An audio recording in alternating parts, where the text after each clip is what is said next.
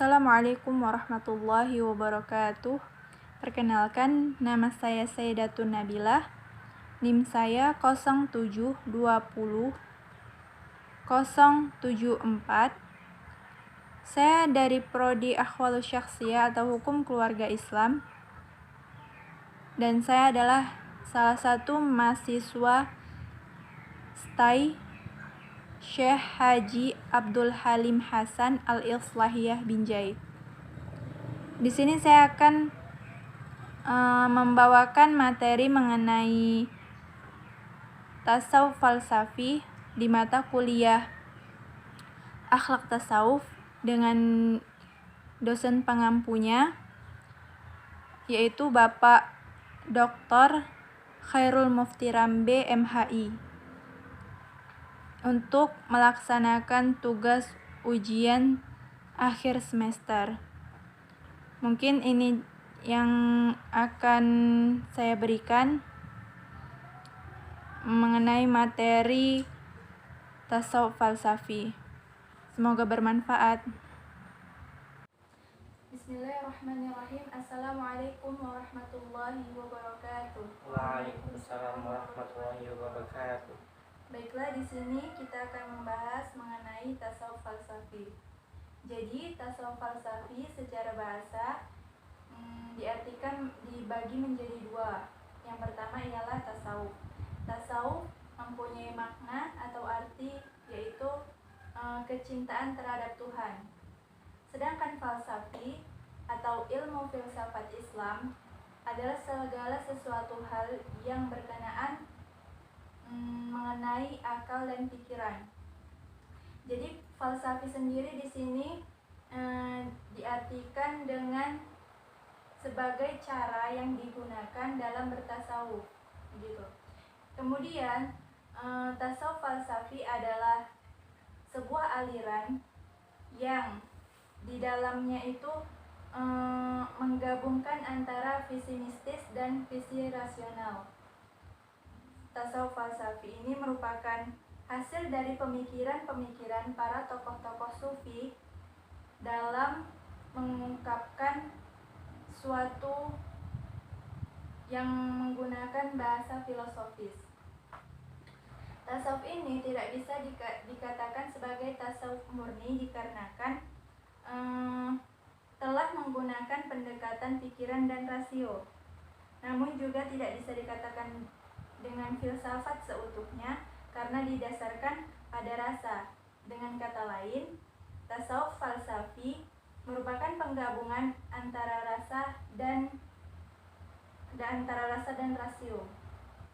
Kemudian secara istilah dapat kita simpulkan bahwa tasawuf falsafi adalah kajian terhadap Tuhan, manusia, dan sebagainya yang menggunakan metode rasio dan akal. Aliran dalam tasawuf falsafi ini terkesan tidak jelas karena banyaknya istilah-istilah dari para tokoh-tokoh yang di dalam aliran ini tidak mudah untuk kita mengerti lantaran menggunakan istilah filsafat. Jadi di sini kalau misalnya kita biasanya kita belum pernah belajar tentang filsafat atau ilmu filsafat, jadi di sini kita tidak mudah untuk mencerna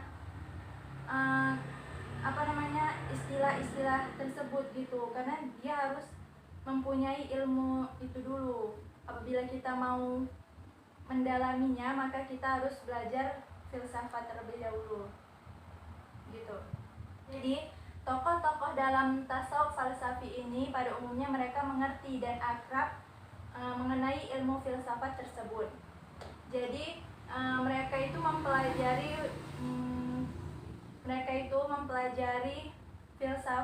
filsafat Barat, Yunani kuno, dan filsafat Islam.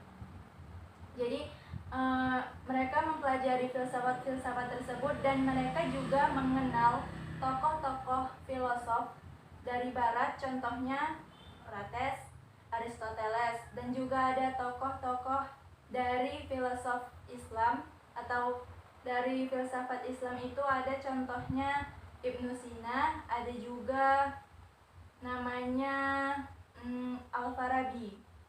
Begitu.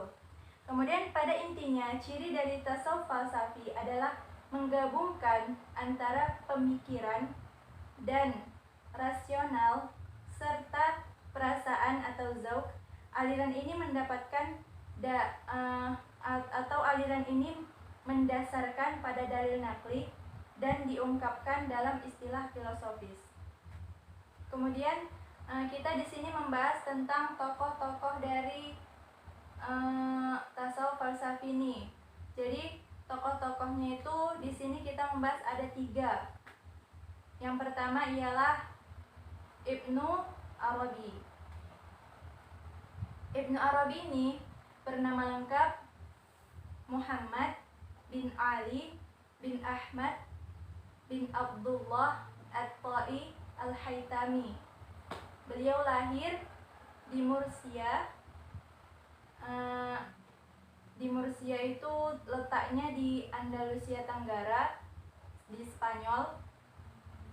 Kemudian pada saat dewasa beliau tinggal di Hijaz, dan hingga wafat beliau di Hijaz pada tahun 638 Hijriah. Salah satu karya beliau yang paling fenomenal ialah Al-Futuhat Al-Makkiyah, dan beberapa ajaran-ajaran dari beliau. Ajaran-ajaran dari beliau adalah yang pertama itu Al-Wahdatul Wujud. Al-Wahdatul Wujud di sini adalah kesatuan wujud. Intinya wujud dari semua makhluk itu adalah satu wujudnya gitu, yaitu dari Sang Khalik gitu. Kemudian yang kedua adalah hakikat Muhammadiyah. Jadi di sini hakikat Muhammadiyah adalah lanjutan dari Wahdatul Wujud, bahwa penciptaan alam semesta ini adalah pelimpahan wujud yang satu, yaitu Tuhan dari yang satu itu. Lalu lahirlah semua wujud dengan segala proses penciptaannya. Kemudian yang ketiga ialah Wahdat Al-Adyan. Jadi yang pertama Wahdatul Wujud, yang kedua hakikat Muhammadiyah, yang ketiga Wahdat Al-Adyan. Turunan dari yang ketiga ini adalah turunan dari Wahdatul Wujud yang pertama tadi. Wahdatul Adyan itu adalah kesamaan agama yang satu, yaitu bersumber dari Tuhan. Bisa dipahami? Coba bisa. Kemudian ada yang kedua itu tokoh tasawuf falsafi itu ada namanya Al-Jili. Di sini kita bahas mengenai Al-Jili. Al-Jili bernama lengkap Abdul Karim bin Ibrahim Al-Jili, yang lahir pada tahun 1365 Masehi dan wafat pada tahun 1417 Masehi. Beliau lahir di Jilan, provinsi di selatan Kaspi. Tempat lahirnya Jilin atau Jilan, yang dengan itu kemudian menjadi nama dari Al-Jili tersebut. Beliau adalah seorang sufi yang terkenal di Baghdad. Ia pernah belajar atau berguru dengan salah satu tokoh tarekat Qadariyah yang bernama Abdul Qadir Al-Jailani. Abdul Qadir Al-Jailani ini adalah seorang sufi yang berasal dari India. Kemudian ajaran-ajaran dari Al-Jili tersebut ialah yang pertama adalah insan kamil. Insan kamil adalah pemahaman tentang insan kamil atau manusia sempurna. Maksudnya insan kamil itu artinya manusia sempurna sebagai wujud dari Tuhan yang diumpamakan sebagai cermin gitu. Maksudnya wujud Tuhan itu diumpamakan sebagai cermin. Seseorang tidak bisa melihat dirinya sendiri kecuali dengan cermin. Yang kedua adalah maqamat. Ajaran yang kedua itu adalah maqamat. Al-Jili merumuskan tahapan atau tingkatan yang harus dilalui seorang sufi. Atau yang pertama itu ada Islam, kemudian ada iman, kemudian ihsan dan salih, syahadah, sidqiyah, dan yang terakhir adalah qurbah. Kemudian C, atau ini tokoh yang ketiga dari tasawuf falsafi. Yang ketiga adalah bernama Ibnu Sab'in. Yang ketiga adalah yang bernama Ibnu Sab'in, dengan nama lengkapnya ialah Ibnu Sab'in. Nama lengkap dari Ibnu Sab'in adalah Abdul Haq bin Ibrahim Muhammad Ibnu Nasir. Beliau lahir pada tahun 614 Hijriah di Mursia. Ibnu Sab'in adalah anak dari keluarga bangsawan yang hidup berkecukupan, namun beliau memilih untuk mengasingkan diri dari segala kemewahan. Jadi dia ini anak bangsawan, tetapi dia nggak mau gitu dirinya itu dianggap kaya. Jadi dia mengasingkan diri untuk tidak berkecimpung dalam kemewahan atau kekayaannya tersebut. Kemudian beliau mempelajari ilmu-ilmu seperti bahasa dan sastra Arab. Kemudian ilmu agama, ilmu fikih. Contohnya di dalam ilmu fikih itu ada ilmu fikih pernikahan dan fikih muamalah, contohnya jual beli. Kemudian ada juga ilmu filsafat dan logika. Dan segitu saja. Mungkin yang terakhir itu ilmu filsafat dan logika. Nah, segitulah beberapa ilmu yang dipelajari oleh Ibnu Sab'in tadi.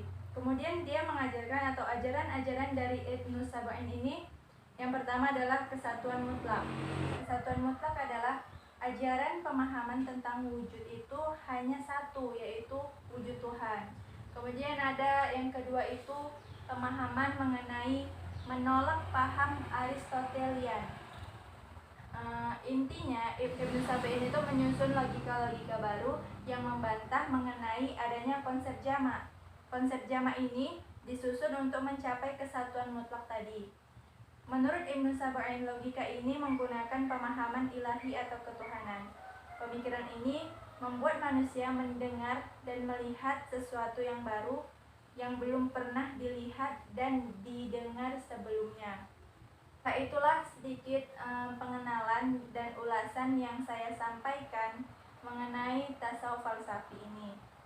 Jadi tasawuf falsafi ini merupakan aliran tasawuf murni yang kemudian dibagi menjadi 3 bagian. Yang pertama itu tasawuf falsafi, kemudian ada juga tasawuf akhlaki, ada juga yang namanya tasawuf amali. Jadi itu tiga aliran dari tasawuf tersebut. Kemudian tasawuf falsafi dapat disimpulkan sebagai pemahaman tasawuf dengan menggunakan metode filsafat, namun tetap mempertahankan rasa. Mungkin sampai di sini saja yang dapat saya sampaikan kepada para audiens. Lebih dan kurangnya saya mohon maaf. Saya akhiri. Assalamualaikum warahmatullahi wabarakatuh. Waalaikumsalam warahmatullahi wabarakatuh.